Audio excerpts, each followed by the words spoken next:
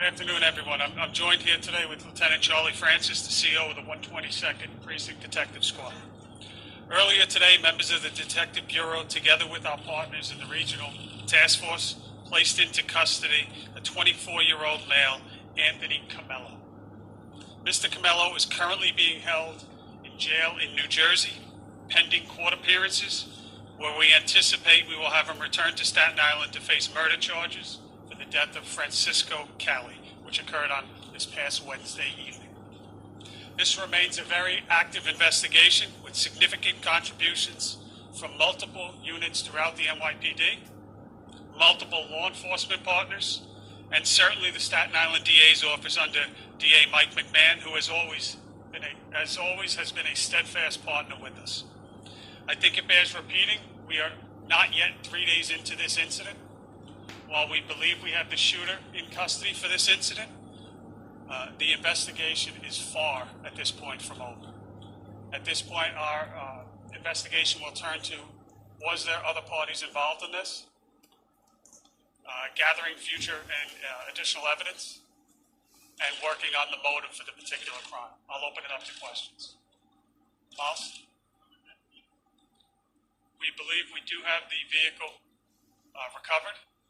There have been multiple pieces of evidence, I won't get into every single one, recovered thus far in this investigation. Much of that evidence is still being processed. We have already executed search warrants and anticipate executing additional search warrants as this investigation moves forward. That's part of the investigation going forward. Certainly, as I said a couple days ago at the initial press conference, we are well aware of Mr. Cali's past. That will be a part of this investigation as we determine what was the motive for the incident on Wednesday evening. There are multiple angles that we are still exploring. I'm sorry? That's part of the investigation that's being explored. So what I will say is on the victim's car that was present at the murder scene that night, we believe we have fingerprints recovered from that vehicle as well as other places. That's processing will be part of the investigation moving forward if and when, certainly now with the arrest, and we will compare directly to those fingerprints. And this is part of what we do throughout these investigations. So again, Lieutenant Francis here with me. Multiple units heading down here. We were just having a private conversation on just the collaboration within the department. Too many to mention. Whether it's auto crime or patrol units, detectives assigned, multiple units working together. Again, with our partners, both state and federal. It's a combination of interviews. It's a combination of canvases, intelligence that we had beforehand and continue to come in, tips, as well as electronic evidence that's been processed.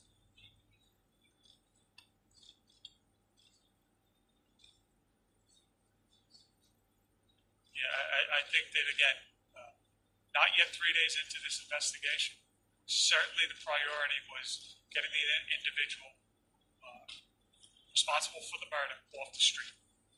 That has been accomplished.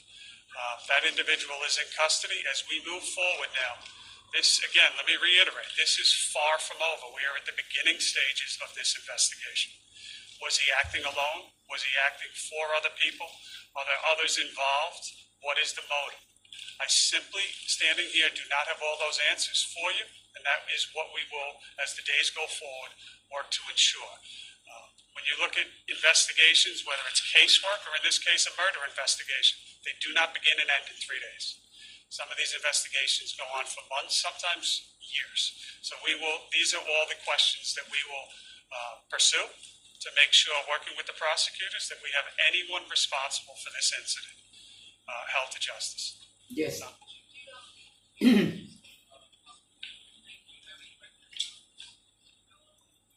Okay. So yes. What I can say here today is Mr. Camello has crossed paths in some limited circumstances with the NYPD. I won't get into anything as far as whether he has a prior record or not. But Certainly, his truck, his driving record, multiple times. In fact, the day of the incident, his truck received a parking summons in Staten Island, which is of note. Yes, ma'am.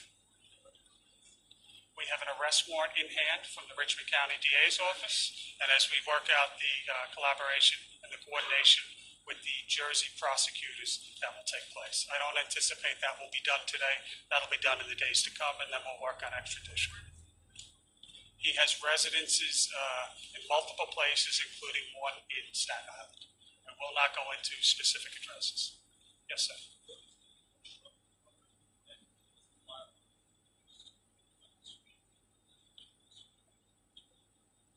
The firearm has not yet been recovered. As you know from the initial press conference, multiple shots fired with a 9mm handgun, multiple times struck the victim in that case, and the truck was recovered when we apprehended the individual today in New Jersey.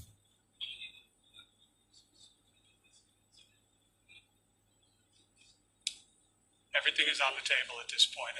Again, less than 12 hours we have had him in our custody. The investigation continues, and these are the answers that we will seek to find the answers to. Questions we will find the answers to. Yes, sir. At all been involved in previous organized crime investigations? So in terms of what we know now, certainly the victim has been reputed to come up in those investigations. As we move forward through this investigation, certainly. You just asked about a domestic case. That will be another angle that will be explored. We do not have all those answers as of yet, but certainly the prevention of any future violence is utmost on our minds.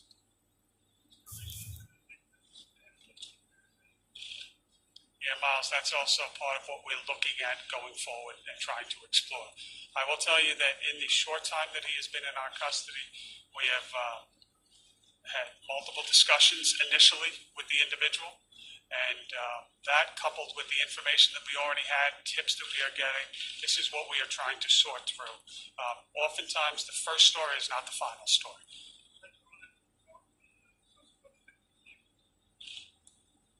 Give me that again. Was the suspect's prints on the victim's vehicle? There are prints recovered on the victim's vehicle, part of the investigation now that we have the individual. Once he's fingerprinted, etc., certainly that will be compared to match those prints to see if that's accurate. That I do not have. Yes. Yeah, I do not know what he does for employment. I think that's what the question was asked earlier, and I do not have any information to substantiate that as I stand here today.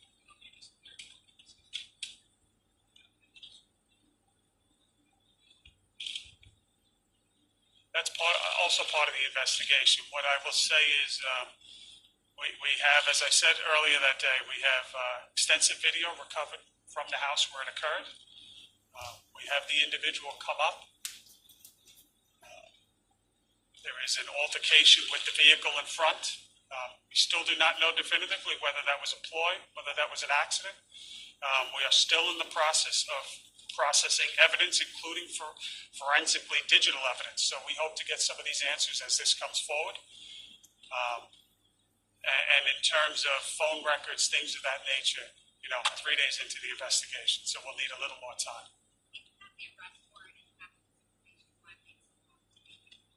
I'm sorry? He is in custody. He is not going anywhere. We have the arrest warrant in hand, but the process entails the Staten Island DA's office working in conjunction now with the New Jersey prosecutors, and that's what will take some days. I just want to remind everyone here purposefully, I will not be giving out specific addresses or towns. We have multiple families. Until we have a firmer picture of what is transpiring here, upmost in our mind is safety of all involved, including family members, friends, etc. Yes?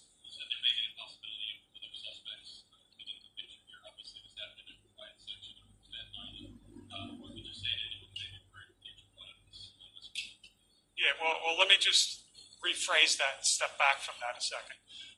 I would say that about any incident.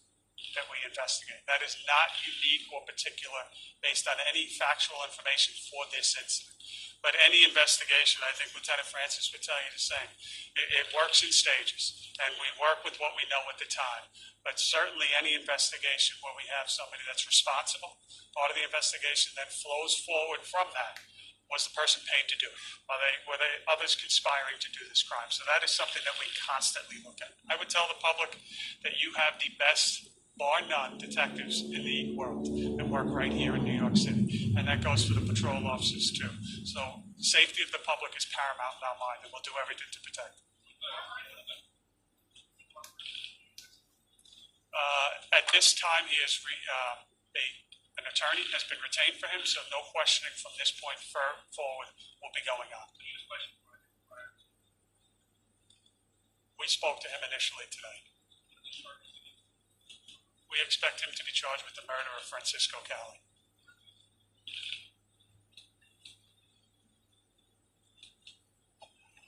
I mean, anytime you have an incident, the individual Francisco was shot 10 times.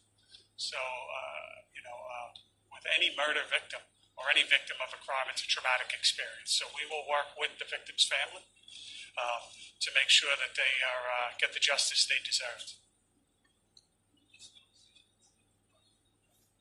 I'm sorry? I certainly can. Anthony, common spelling, Anthony, and Camello, C as in Charlie, Omello. We'll wrap it up. 24, almost 25 years of age.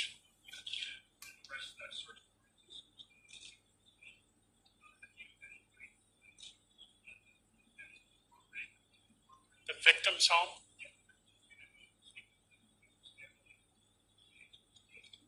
Yeah, the victim's family, that was initially, I mean, certainly a traumatic evening that nobody would want to go through what they went through this past Wednesday evening. What I can say, there are ongoing discussions between our detectives, the Staten Island DA's office, and the family. They have been apprised that the suspect in this case has been placed into custody, and they were very thankful for that.